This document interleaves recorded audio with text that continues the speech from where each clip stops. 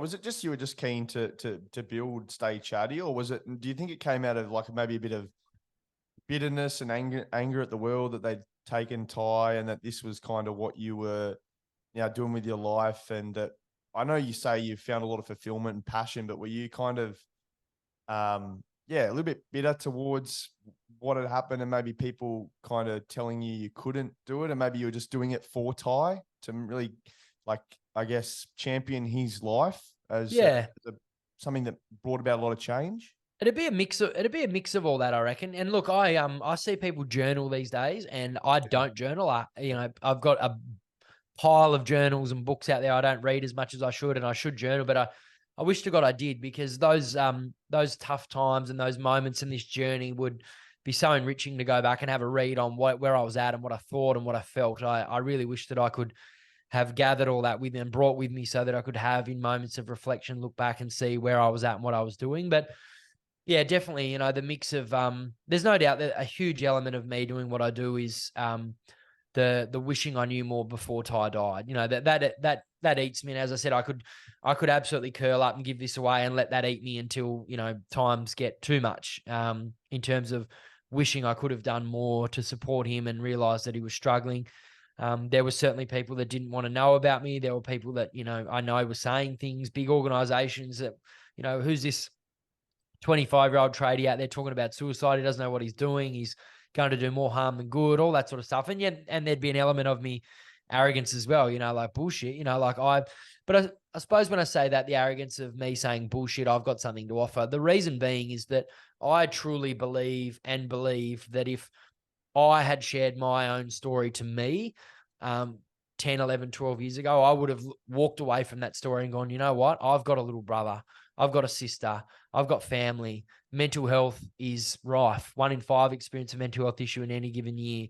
Over 3,000 people suicide every year. So many people get depression and anxiety and don't get treatment for it because they're worried about the stigma. I would have realized that and walked out of the room and gone, you know what, I'm going to do something about it. And I think that was probably the biggest one for me, going, well, no one did this for me. Every audience that I stand in front of and I share, and every post I write on social media, I don't really know who's seeing it or who's taking it on or who's going to make change with it. But I had faith that it was. And, it turns out it was, that a lot of people were reaping benefit from it. But yeah, I suppose there was just a lot. You had to have a lot of faith that it was making a difference, and wishing that I could have done the same for myself. Potentially, maybe, do you ever think about tall poppy syndrome, and maybe people thinking, oh, he's feeding off his, brother taking his life and trying to make a bit of a career out of it? Like, I think there's probably a lot of that especially in Australia too. I find it's a bit of a really weird thing with the way, people, we spoke about this with a number of different guests, but I guess there's always those doubters and naysayers in everyone's story, but you just got to shut them out, really. They're meaningless. Someone 100%. feed off them. Yeah, 100%. And look, I've always been conscious of that, and particularly now, and I'm not sure if we're going to talk about it or not, but me starting to move into, like podcasting myself radio. I'm on a radio show now, and I'm emceeing the Jack Jumpers, the NBL team here, their game day stuff. And, you're moving into that, and you're in the public a little bit more. And, I've seen things written and stuff like that, but two things. I still get nervous when I speak.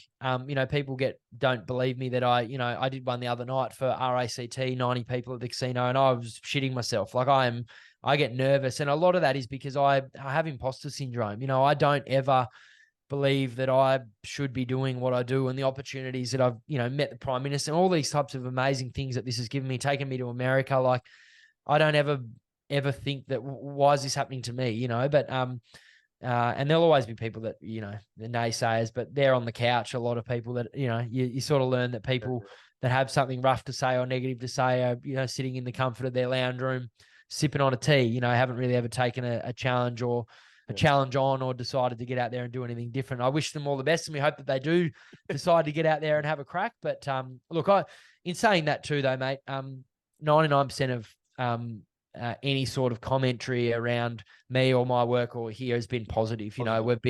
We would never be where we are without the community, businesses, individuals that still fundraise for us and share stories on our behalf and whatnot. It's been remarkable and something that I'm just so grateful for. It sounds so cliche, but we wouldn't be here if people didn't believe in us and give us that opportunity that we've had.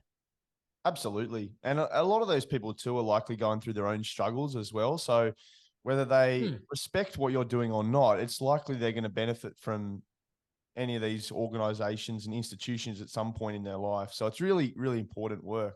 One of my greatest lessons, I always use this example, and it takes, I'm a very different person to what I was, before I lost Ty and setting up this charity. I would walk around the streets, and if I saw someone homeless or walking down the street screaming and yelling, my reaction all the time would have been like, Jesus, like what are they doing? Like, what's going on there? Like, that's strange. But I believe now we should all choose to, take the other side of that now, is where I say it's like, well, what got them there, and what is it that's gone wrong in their life, and have a bit of empathy towards it. Is there someone that could have supported them? Can we support them? And I think always remembering too that, no matter what situation you see in life, you see someone who's missing a finger or in a wheelchair or whatever, that could be you tomorrow. It could be your brother, your sister, someone you love tomorrow. Like, we must have empathy every single day and understand that we only get one life, we get one world. And it's just important to be kind all the time, because you never know when you're going to be in that situation of losing someone or going through a tough time. So yeah, there's always anyone that's got something to say or negative or got a view on something, there's likely a reason behind that. And so it's really important that we maybe, before judging them, abusing them, or being unkind, is maybe be kind and try and unearth what it is that's made them feel that way. Kill them with kindness, eh? Yeah, absolutely. So share with us maybe some of the most moving, or I guess memorable moments during these seminars you've run where someone's come up to you with a story to tell about maybe a family member that's attempted to commit suicide, or someone saved one of their, children or family member's life through just having a simple conversation. Tell us what you've found the most moving moments. Yeah, there's been a few. One actually happened about probably a month ago, and I'll share that with you. But look, that's probably been the biggest thing. Like in the mental health and suicide prevention space, I want to save everyone. I don't want. I would imagine a world without suicide, or a world without poor mental health. And the reality is it's not going to happen. Like, we would love that, and that is the dream goal for everyone. But at the end of the day, it is difficult to get caught up in hearing about them. Like I get a lot of messages, and people sort of turn to me and our team for support when they go through it. And so it's very in our face that we hear or know about it when someone generally across the state takes their own life. Not all the time, but a lot of the time. And you can get really consumed in that and caught up in that and let that be a real negative for you. Like, that's really hard to comprehend and understand, that we're doing all this work and working our ass off, and yet people are still struggling.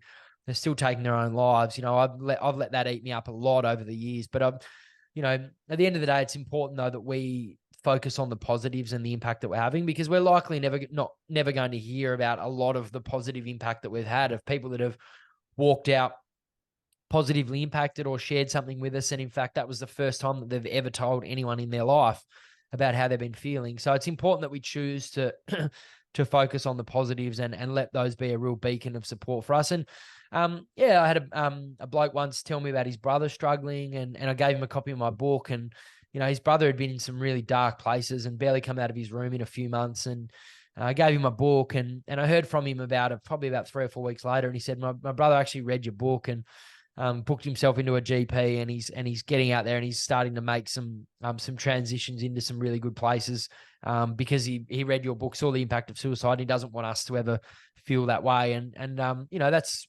pretty powerful, pretty moving. And there's been, as I said, never ever floating our own boat, but there've been a lot of those, and that's what allows you to get up and go and do it.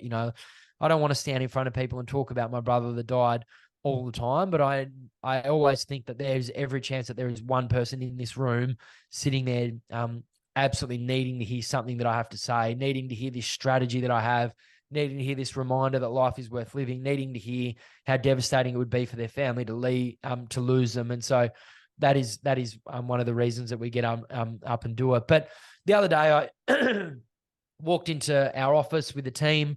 There's a gentleman in our building that always sort of says g'day. We'd never really ever stopped and spoken to each other. And as I was walking in the door, he was I was holding the door open for one of our team members, and I looked up and he was sort of waving me, like sort of calling me out. So I thought that was a bit weird, and went out there and said, "Hey mate, how are you?" I said, "I'm Mitch." He said, "Yeah, I know," and I'm la da da da. And he said, "Hey, I know who you are, I know what you do, and I just wanted to just pull you aside for a minute and just tell you that I've been struggling a bit lately, and my wife doesn't really understand, and I just didn't really know what to do." And I sat with him, stood with him, listened, asked a few questions, didn't really give him much feedback aside from a couple of services that he should reach out to. About 2 weeks later, I saw him and he said, "Mate, I didn't go and see any of those services. I didn't talk to my wife again or anyone else about it." He said, "But bloody hell, I felt better just telling you about how I felt." He said, and that was just such a really powerful moment for me. And I mean, what a really powerful moment for me. I didn't have the answers for him. I didn't fix it for him. I didn't tell him what to go and do exactly, but it just there's so much power in just having a good old fashioned one-way conversation where someone has the ability to just shut their mouth and listen. And that's all I did. And I'm not an expert, but that's all I needed to do. And did it save his life? I don't know. I'm not going that far to say that, but I know that it helped him crawl out of that little hole that he was in that moment. And we've had, as I said, people share that about them having their own conversations with others in the name of Speak Up, Stay Chatty, which is really powerful. So, there's great learnings in that. You don't have to be an expert. You just listen and you just show that you care. And that's what I try and do all the time. And that's a really lovely example of where it was able to do good, which is something I'm really proud of as well.